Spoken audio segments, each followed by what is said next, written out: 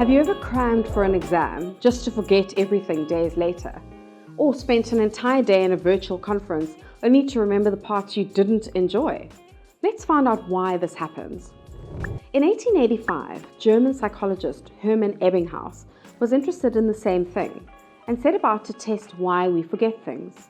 He began by memorizing a set of random, nonsense syllables and plotted his results on a graph.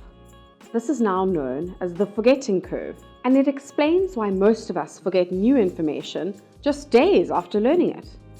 As the steep decline of the curve shows, we actually forget most of what we've learned the day after we've learned it.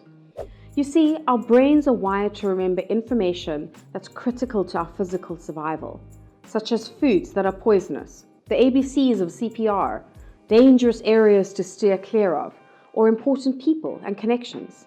But it is less concerned with the skills or competencies that are fun or interesting, like playing the guitar or learning a new language, or which could help us advance our careers, like advanced Excel or statistics.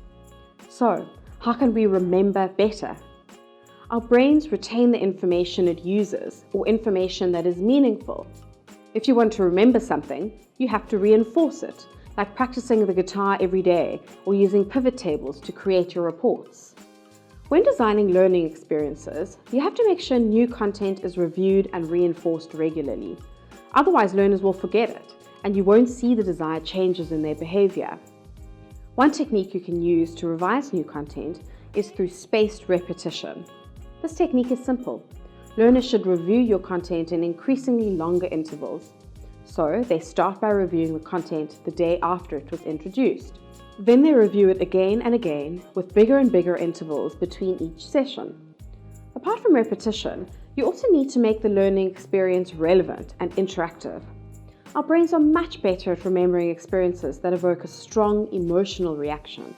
So the more meaningful and engaging the experience, the more likely your learners are to remember it. Another way to increase memory is through learning small amounts of new content at a time and revising it regularly.